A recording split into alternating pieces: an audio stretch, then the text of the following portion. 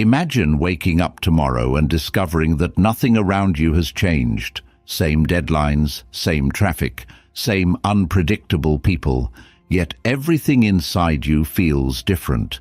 The tension that once hijacked your heartbeat now rolls off like distant thunder. Distractions that used to pull you in every direction lose their gravity, and every breath arrives as a quiet declaration. I am unmoved. That transformation isn't luck, nor is it a sudden gift handed down by fate. It's the product of deliberate mental shifts, 12 ancient yet evergreen pivots in perception that turn chaos into clarity and noise into nuanced focus. The Stoics called it living in accordance with nature, but in practical terms, it's the art of mastering what happens between stimulus and response. Because once the mind is trained to stand still, the world can do nothing to shake it. In the minutes ahead, we're going to journey through each of those 12 mindset shifts, one deliberate turn at a time, so you can anchor your day in unbreakable calm, channel your focus like a laser on what truly matters, and meet every challenge not with panic, but with purpose. This isn't about becoming emotionless, it's about becoming sovereign over the only kingdom you truly control, your inner world. If you're ready to step out of the frantic current and into steady, self-directed waters, let's begin. 1. Your inner world shapes your outer response. It's easy to believe that the problem is always out there, the rude coworker, the delayed flight, the partner who doesn't understand you. Most people walk through life thinking they are victims of what happens to them, not realizing that the real battlefield is inside. What shakes you is not the event, but your relationship to it. Your response, your perception, your inner filter. That's where the storm is born. That's where it's either tamed or allowed to grow wild. The Stoics understood this with remarkable clarity. Marcus Aurelius once wrote, "If you are distressed by anything external, the pain is not due to the thing itself, but to your estimate of it, and this you have the power to revoke at any moment." That line, if truly understood, changes everything.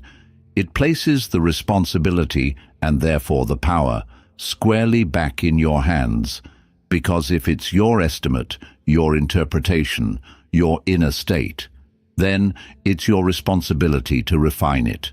And the more refined your inner world, the less control the outer world has over you. Think about it. How often do we wake up already under siege? The notifications, the rush, the minor inconveniences that somehow feel personal, as if the universe is conspiring to frustrate us. But in reality, nothing external can disturb you without your consent. That consent is given silently, through unexamined thoughts, automatic reactions, and the belief that you must respond to everything. You don't. And the moment you internalize that truth, you begin to reclaim the energy that was leaking from your life. To shape your inner world doesn't mean suppressing feelings or pretending that nothing affects you. That's not Stoicism, that's denial. True Stoic practice is about acknowledging your emotions fully, observing them without letting them rule, and responding with intention instead of instinct. When anger rises, the Stoic doesn't deny it. He watches it. He listens. He asks, what triggered this? Is it worthy of a response? Is this about them or about me? Over time, that practice becomes a filter, an internal firewall. You begin to notice when someone else's negativity tries to invade your peace. Recognize when you're being baited into conflict. And instead of reacting, you pause, you breathe, you assess. That pause, that sacred space between stimulus and response, becomes your superpower. It's where your calm lives. It's where your clarity has room to speak. And the beauty of this inner cultivation is that it creates a ripple effect. When your mind is still, your presence shifts. You stop escalating situations. You stop matching the chaos around you. You become the calm in the room. And what once drained you, arguments, drama, distractions, now passes through you like wind through open hands. You are no longer entangled. You are observing, not absorbing. But don't mistake stillness for weakness. The person who controls their inner world is not passive. They are precise. Their strength is measured not by their volume, but by their command of attention. While others waste energy reacting to every trigger, the Stoic conserves that energy for what truly matters. He lives deliberately, not defensively. So if you want to become calm, focused, and unshakable, don't start by changing your job, your city, or your relationships. Start by changing your inner posture. Rebuild the lens through which you see the world.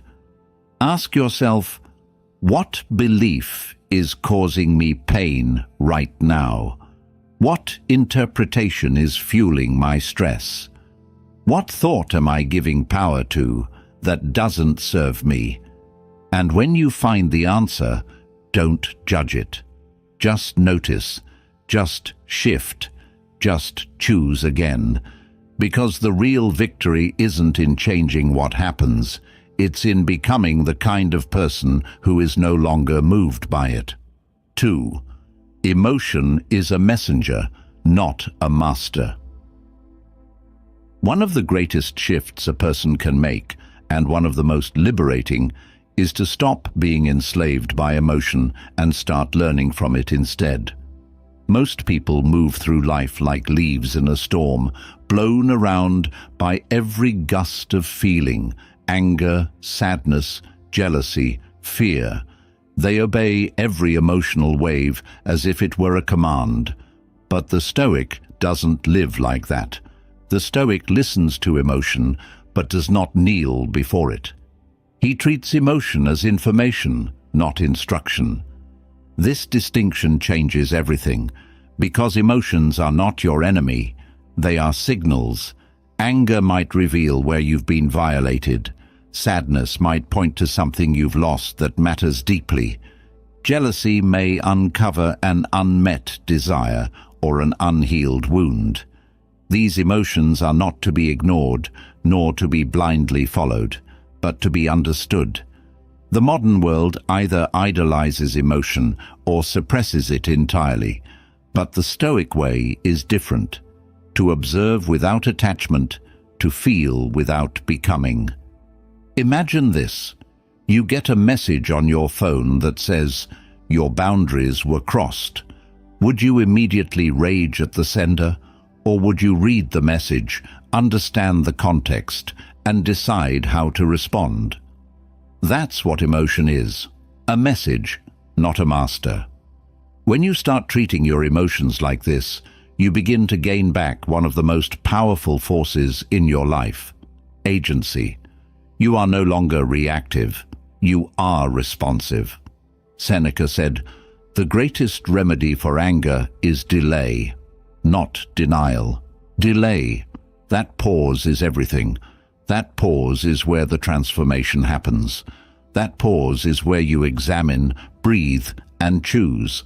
Because while you can't always choose what you feel, you can always choose what you do next. And in that space between emotion and action lies your freedom.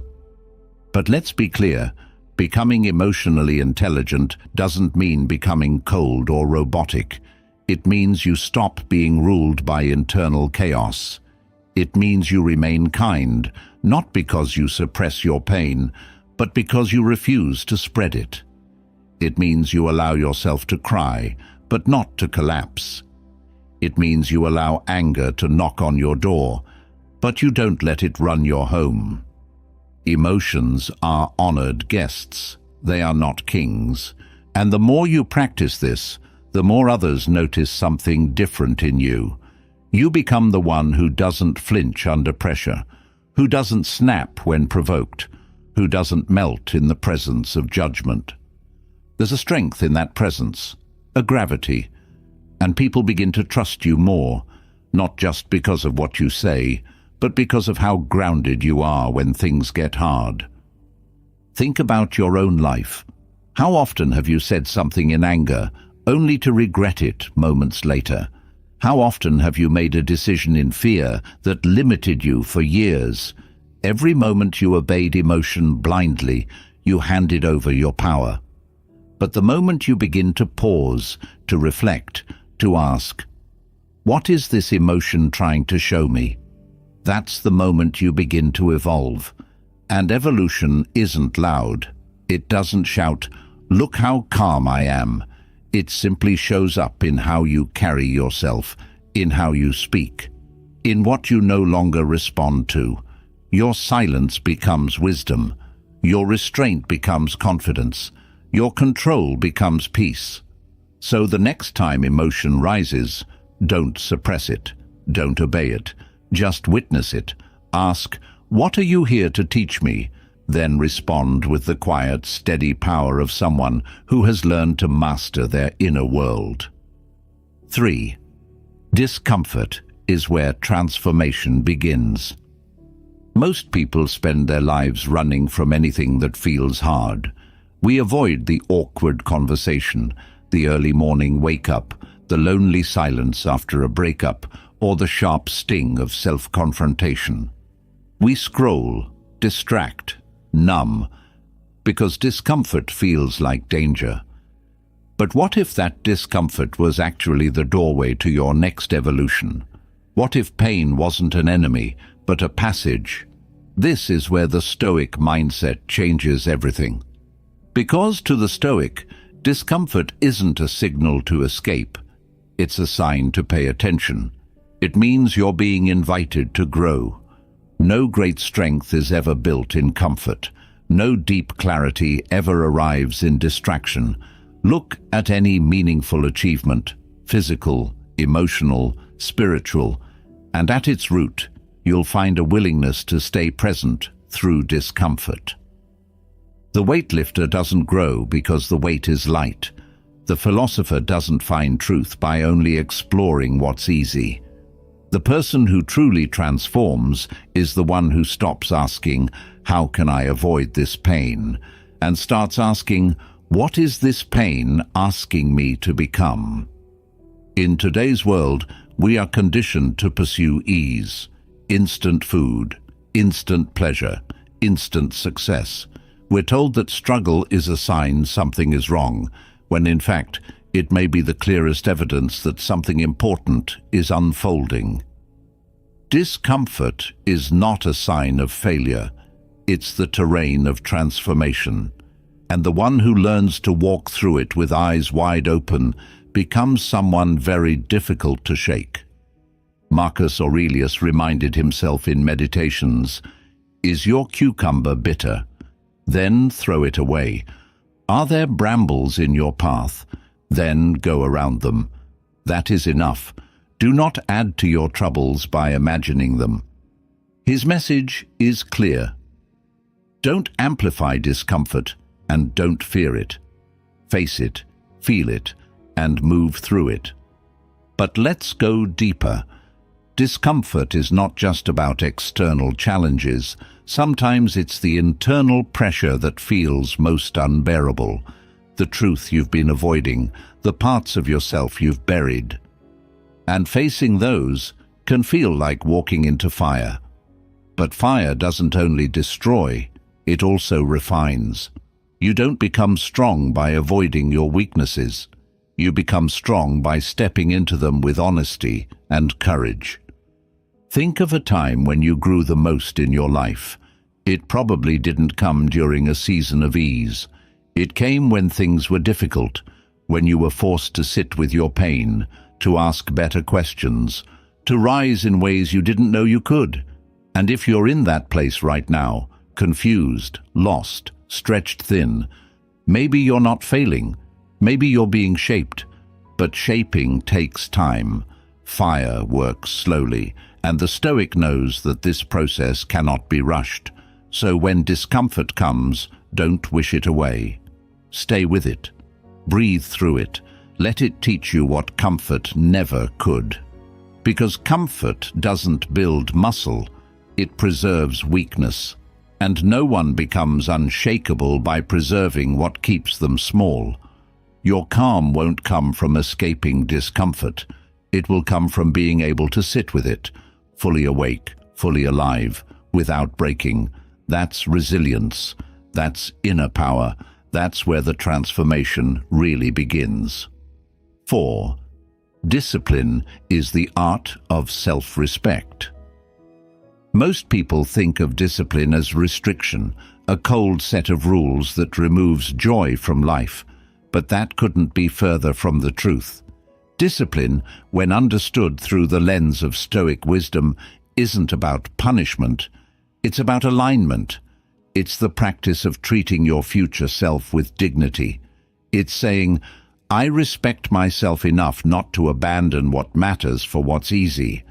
And that shift, from force to reverence, is where real power begins. The undisciplined mind lives in a constant tug-of-war, pulled by every craving, every impulse, every fleeting distraction. And each time you surrender to that pull, something within you grows weaker. Not just your willpower, but your trust in yourself. You begin to doubt your own promises. You say you'll wake up early, but you don't. You say you'll cut off that toxic habit, but it lingers. You say you'll change, but comfort keeps seducing you back into patterns you've outgrown. And slowly, you begin to believe that your word doesn't mean much, even to yourself. But when discipline enters the picture, everything changes. It becomes the quiet, consistent force that begins to rewire your identity. When you choose the gym over the couch, the journal over the scroll, the solitude over the chaos, not because someone's watching, but because you said you would, you begin to reclaim your self-respect. That's what makes discipline sacred.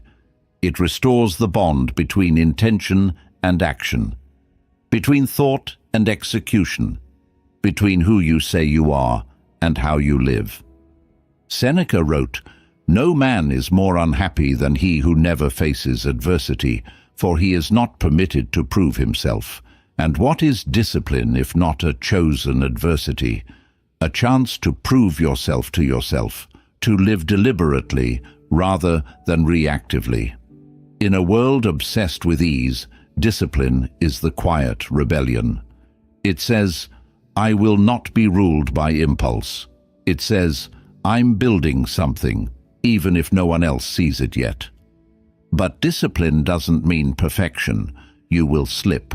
You will fall. The Stoic doesn't seek to never stumble. He seeks to stand up faster, to return quicker, to stay loyal to the path even when it's messy. Discipline is not rigidity. It's rhythm, a return to your higher self, again and again, through repeated intentional acts. It's not about having your life together every day. It's about not abandoning yourself on the days you don't. Look at those you admire, not for their talent, but for their character. What sets them apart? It's not motivation. Motivation fades. It's not inspiration. That comes and goes. It's discipline, the daily, often invisible choices that compound into something powerful. That's why the Stoic ties discipline to virtue, not because it looks impressive from the outside, but because it builds strength from the inside. So the next time you're tempted to skip what you know matters, stop and ask, what am I really choosing here? Ease or respect? The temporary comfort of avoidance or the long-term strength of alignment? One makes you feel good for a moment. The other builds a self you can trust for a lifetime. Discipline is not restriction, it's freedom. The freedom to move through life with integrity, knowing that your actions mirror your values. It's the most quiet, powerful form of self-love. And when practiced daily, it becomes not just a habit, but a way of being. the way of the unshakable. 5. Your identity is shaped by what you repeat. Most people believe identity is something you discover, like a treasure buried somewhere deep inside, waiting to be found. But that belief is misleading. Identity isn't found, it's forged. Not in one grand gesture, but in the thousands of small, repetitive choices you make every single day. What you do consistently becomes who you are, and that's both the burden and the beauty of it. You don't wake up one day with self-respect, clarity, or calmness. You cultivate it, quietly, over time, through repetition. You write because you want to be a writer. You train because you want to be strong. You meditate not because you're already Zen, but because you're becoming someone who can remain still in the storm. Each act is not just a task, it's a vote for the kind of person you're building. And over time, those votes compound into identity. But the same rule applies in reverse. Every time you say yes to distractions, you're not just wasting time, you're reinforcing a version of yourself that avoids commitment. Every time you break a promise to yourself, even in silence, you're whispering to your own mind, "I can't be trusted," and the mind listens. It remembers.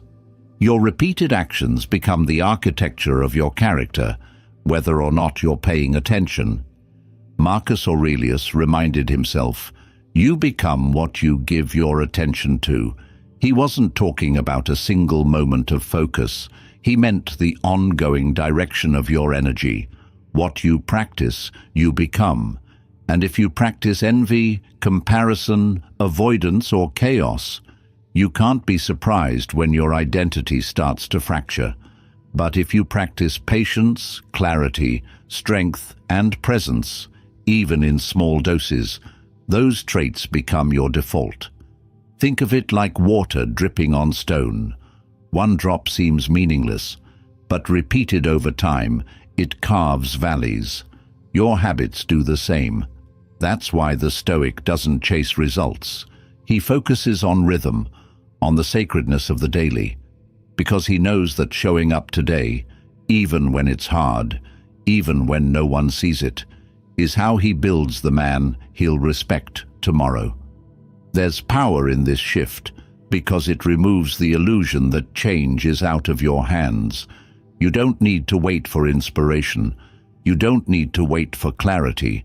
You just need to choose the next right action and do it again and again and again. You don't become focused by accident. You don't become calm by reading about it.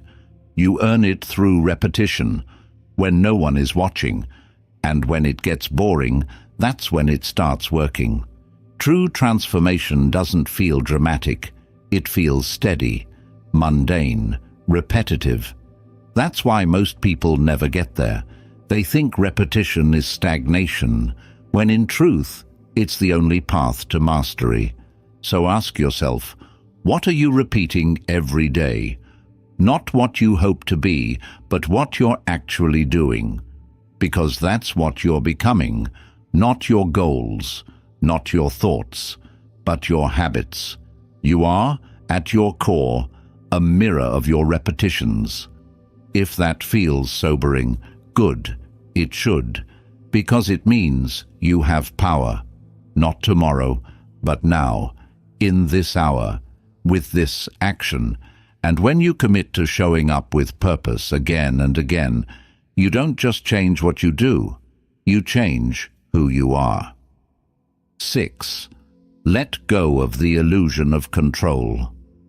One of the hardest truths to accept, and yet the most liberating once understood, is this: most of life is outside your control.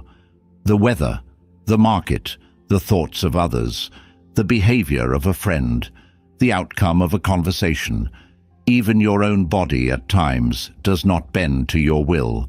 And yet, we spend so much of our lives clinging to this illusion, believing, hoping, sometimes demanding, that if we try hard enough, plan thoroughly enough, or worry intensely enough, we can make things go our way.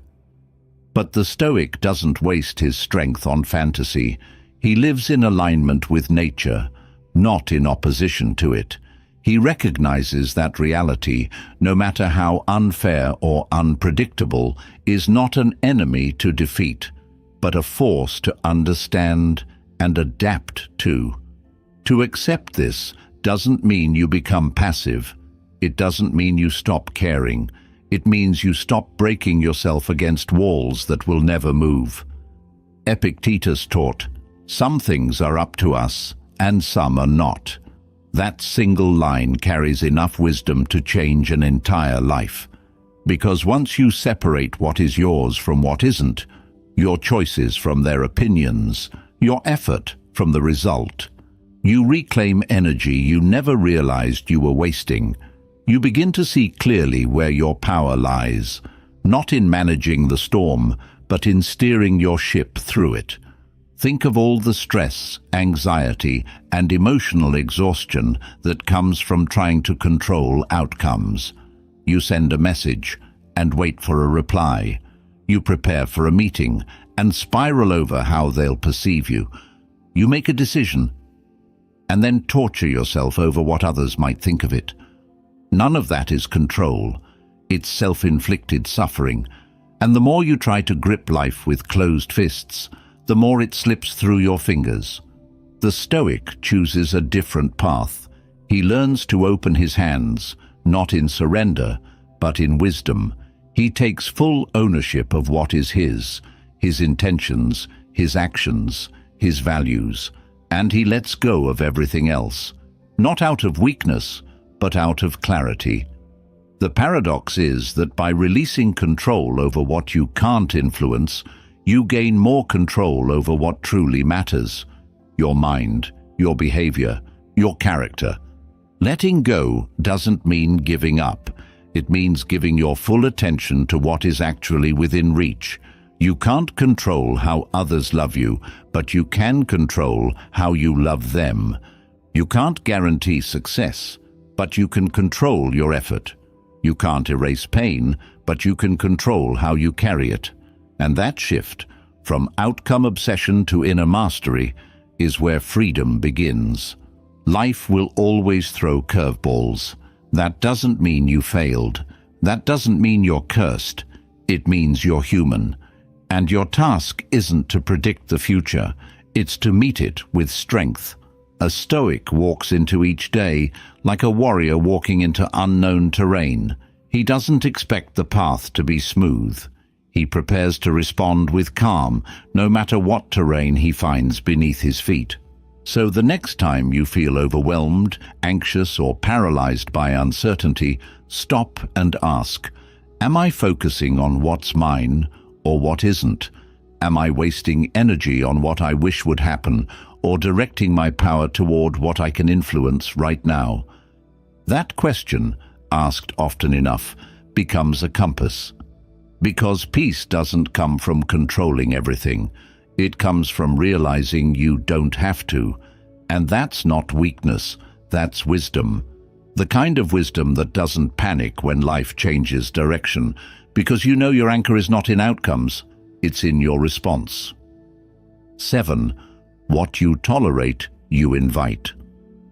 Every time you stay silent when your peace is violated, every time you laugh off a disrespectful comment just to keep the peace, every time you compromise your values to avoid discomfort, you are not just enduring, you are training the world how to treat you. Tolerance is not neutral, it's not passive, it's a signal to others and to yourself. And that signal says either this is acceptable or this stops here. Many people confuse tolerance with strength. They think enduring what hurts them is noble, that keeping quiet when mistreated is maturity. But Stoicism was never about swallowing pain silently. It was about recognizing what serves your soul and having the discipline to protect it. What you allow, even once, you begin to normalize. And what you normalize, you begin to become.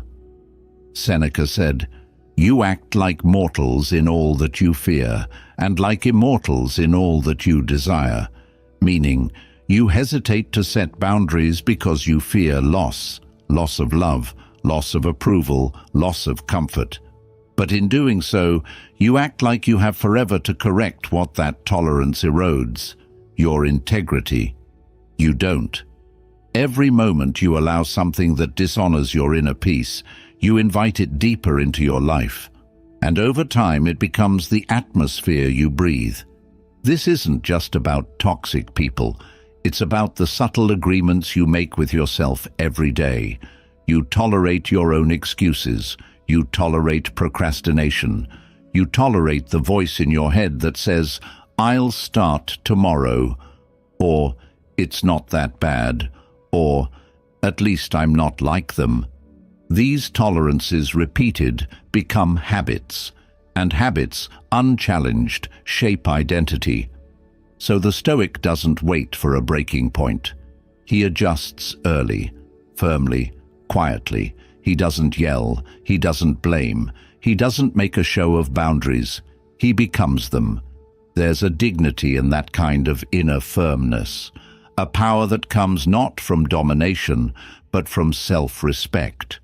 And when others see that, truly see it, they either rise to meet your standard or fall away from your life. Both outcomes serve your growth. Ask yourself, what have you been tolerating lately? Is it a draining relationship, a disrespectful tone, an unhealthy routine that slowly chips away at your energy and focus? Be honest, not to shame yourself, but to awaken. Awareness is the first act of power, and the second, refusal.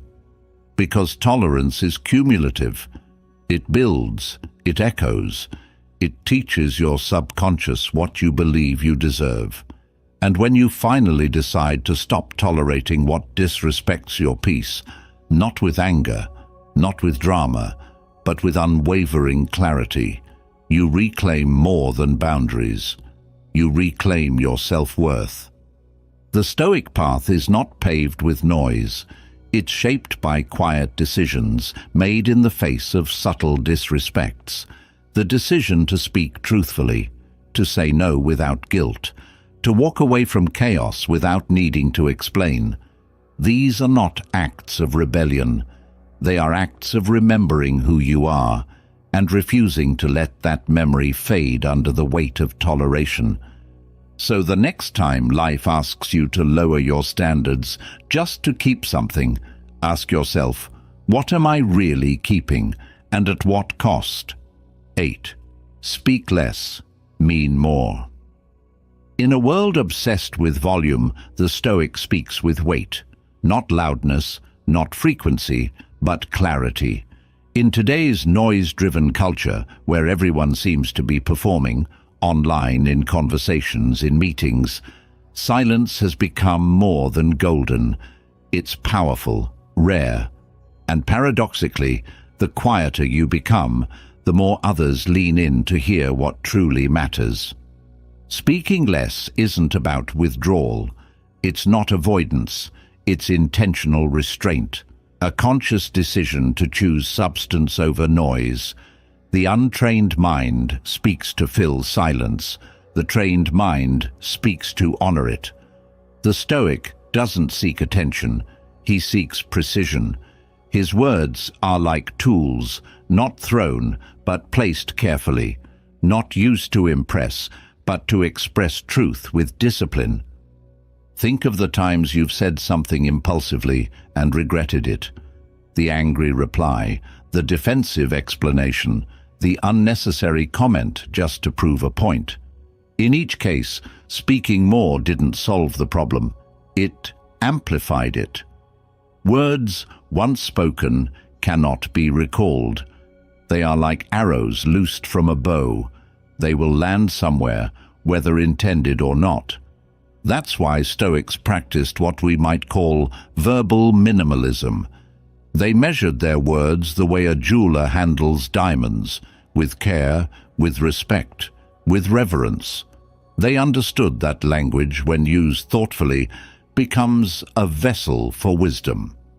But when used carelessly, it becomes a weapon against your own peace. Marcus Aurelius wrote, "The more we value things outside our control, the less control we have." That principle applies to speech as well. The more we feel the need to explain ourselves, to be understood by everyone, to fill every moment with commentary, the more control we actually surrender. Because in those moments we are not speaking to serve truth. We are speaking to soothe insecurity. But when you pause, when you hold your words back for a moment longer, something shifts. Your speech becomes rooted, not reactive. You begin to notice what doesn't need to be said. You develop an internal filter, one sharpened not by fear of saying the wrong thing, but by respect for your own mind. You realize that silence isn't a void to fear, it's a canvas. A space where clarity can take form before chaos gets a chance. This kind of restraint builds presence. People start to feel your words before you say them. They sense your calm, your discernment, and that calm, that steady quietness, becomes your signature. The world begins to trust that when you speak, you've already thought it through. And that trust, it's earned, not claimed. So speak less, but mean more. Let your words be few, but your presence strong. Ask yourself before you speak, does this need to be said? Does it add peace or tension, truth or noise? Will I still mean this in an hour, in a day, in a year? A single well-placed word can build a bridge. A careless sentence can burn one down. Don't waste your power chasing attention. Channel it into precision. 9. Comparison poisons the mind. It starts quietly, almost invisibly. You scroll past a success story, a smiling face, a highlight reel.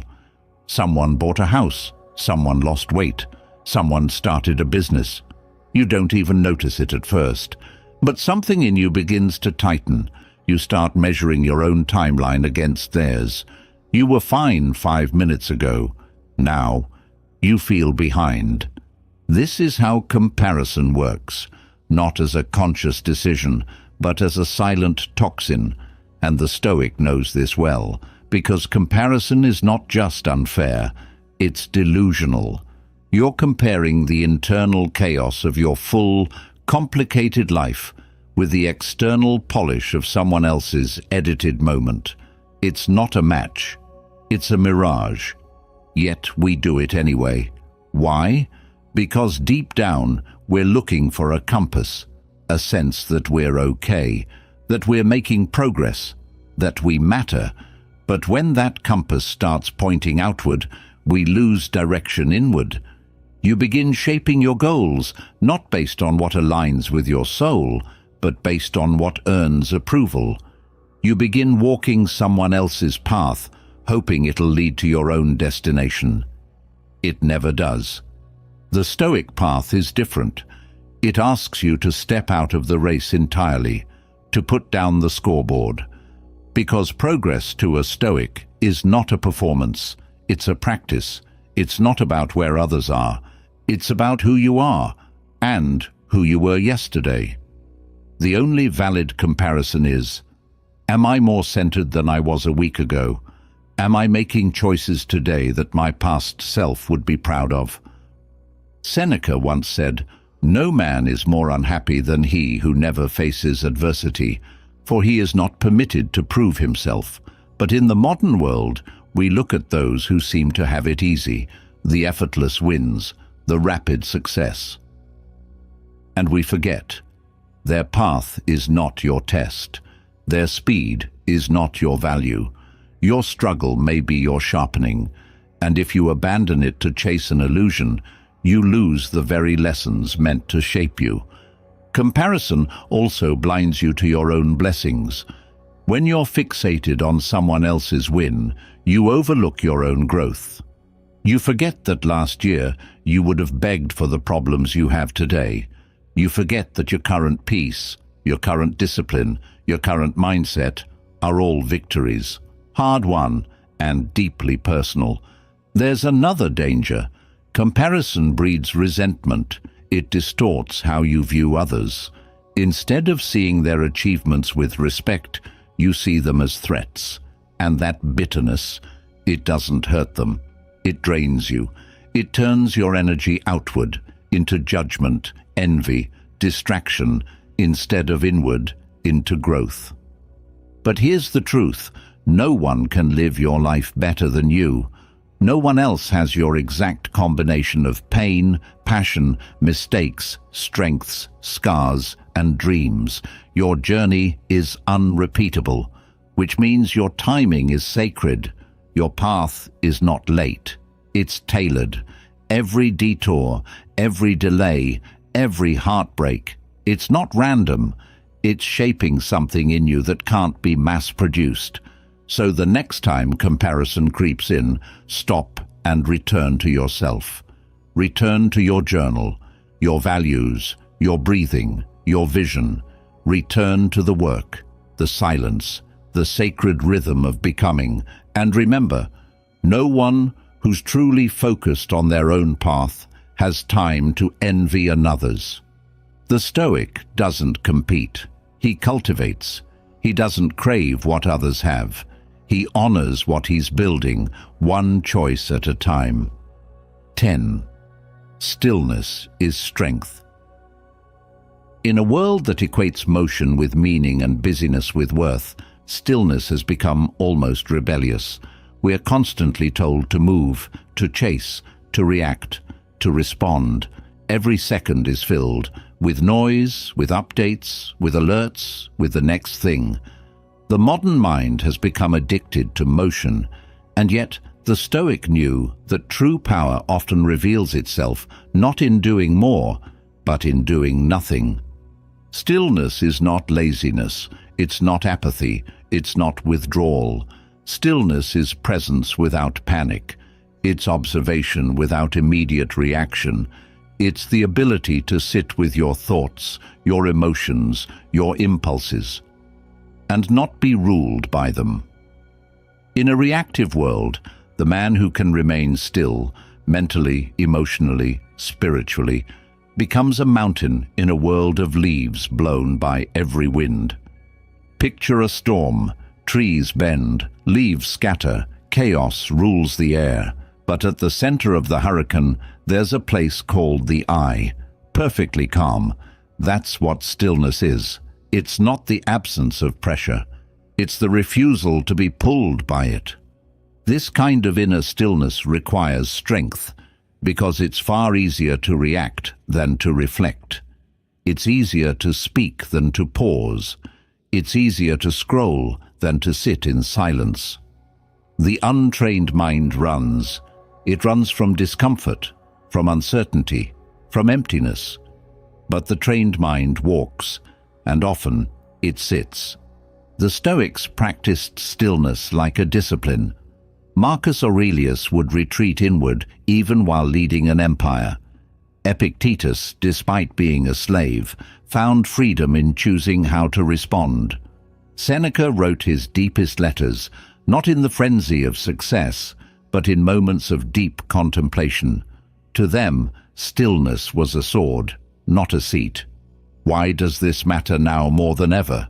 Because we're overstimulated and under-reflective.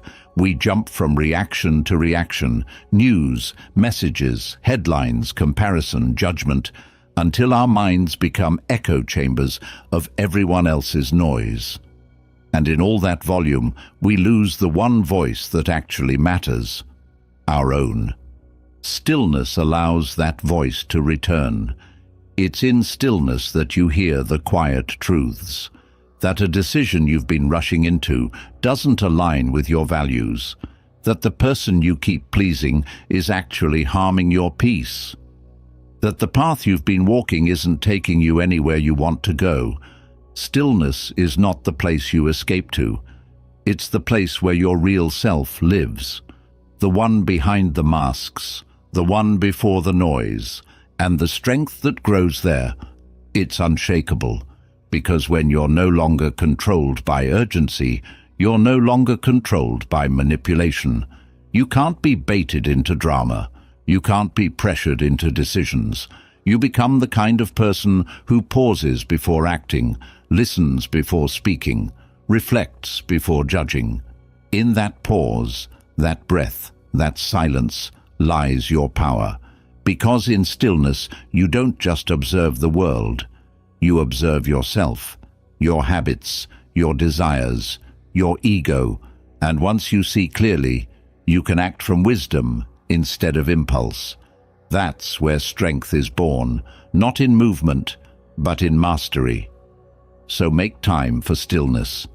Daily, even if the world around you is chaotic, especially then. Wake up 10 minutes earlier to sit in silence.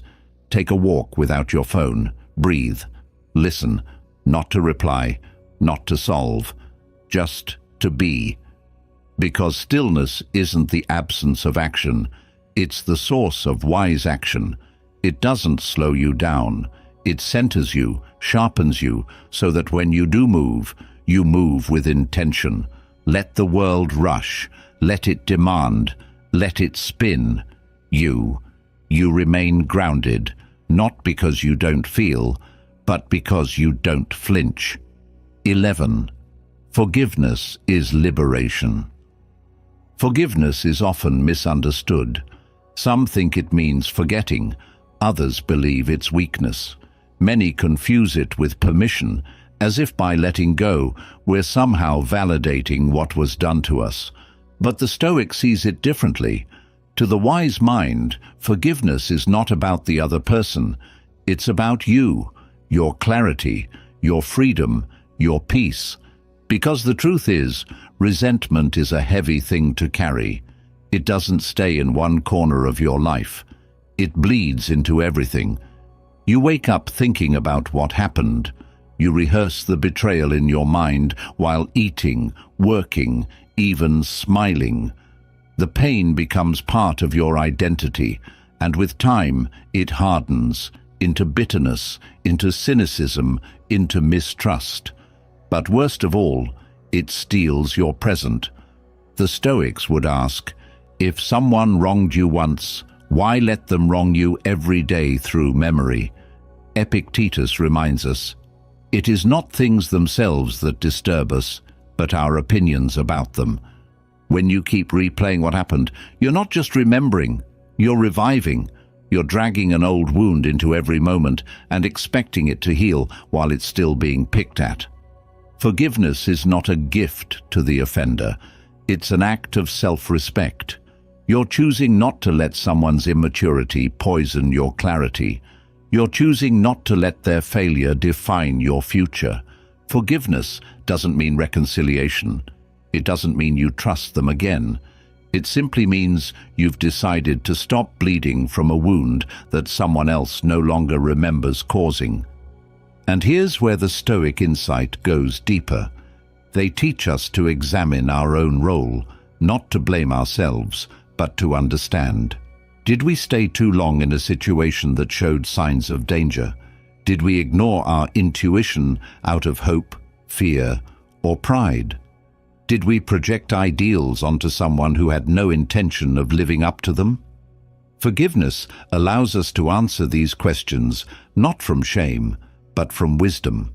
Seneca once wrote, "He who suffers before it is necessary suffers more than is necessary." Holding on to anger is exactly that, suffering more than the moment required. The event passed, but you stay imprisoned in it, thinking the bars are justice, when in reality they're self-imposed. When you truly forgive, you reclaim your emotional energy. Energy that was once consumed by rage is now available for growth. Space that was occupied by pain is now clear for peace. Forgiveness opens the door to healing and, more importantly, to perspective. You realize that people can only act from the level of awareness they have. That doesn't excuse them, but it explains them. And sometimes understanding is more powerful than revenge. This is not easy, especially when the wound is deep, especially when the person was close. But the depth of your pain only reflects the depth of your heart, and that heart deserves freedom. You deserve to walk lightly, not dragging the weight of what can't be undone. So forgive, not quickly, not blindly, but bravely. Forgive because your soul is too important to be shackled to resentment. Forgive because the future calls you, and it has no room for passengers tied to the past. Forgive, not because they changed, but because you are changing. That is liberation. That is Stoic strength. 12. Confidence comes from congruence. Confidence is not what you show to the world. It's what you whisper to yourself in the dark. It's not built by applause or admiration or titles. It's built quietly, day after day, through the alignment between what you believe and how you live. That's what the Stoics understood better than most. That true self-respect is not inherited, not gifted, not found, but earned. Earned by consistency, by integrity, by the quiet promise kept to yourself when no one's watching. You see, many chase confidence like it's a mask to wear.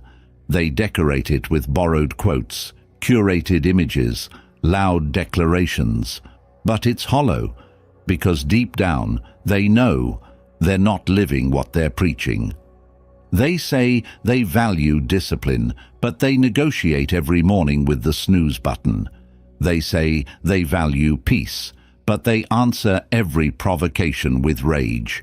That disconnect is where insecurity festers, not because they're flawed, but because their life lacks congruence.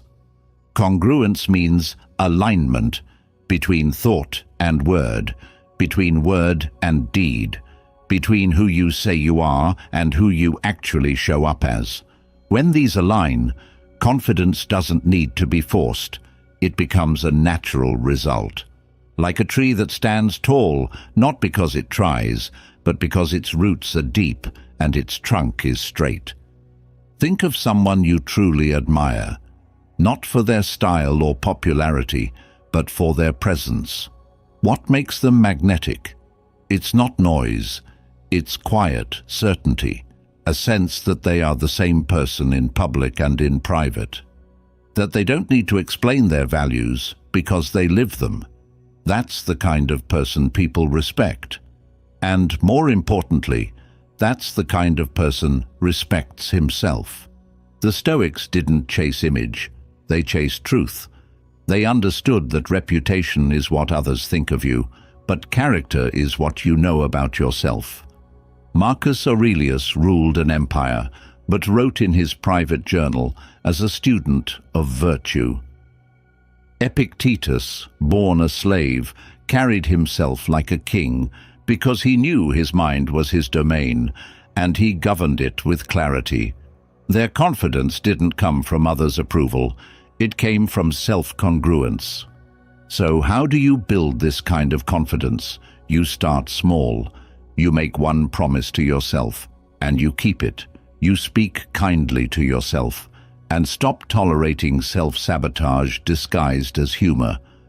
You stop chasing goals that don't align with your values, no matter how attractive they look from the outside. You let go of people who make you shrink, not because you're bitter, but because your spirit needs space to breathe. Each act of alignment, waking up when you said you would, finishing what you started, honoring your word, walking away from what no longer reflects who you're becoming, adds weight to your presence. Not in a loud way, but in a grounded way. You don't need to scream, "I'm enough," when your actions already prove it. This is the path of the calm, focused, unshakable mind. Not perfection, but practice. Not ego, but embodiment. Because in the end, the person who truly believes in himself doesn't need to convince anyone else. He simply lives in a way that makes doubt unnecessary, and that right there is the unspoken power of congruence. There comes a moment in every journey where the pursuit of more must give way to the practice of less. Less noise, less reaction, less pretending, because what we truly crave isn't to be louder in the world, but quieter in ourselves. That's what Stoicism offers, not a rule book, but a mirror, not a doctrine, but a discipline of presence. And if there's one thing these 12 mindset shifts teach us, it's this.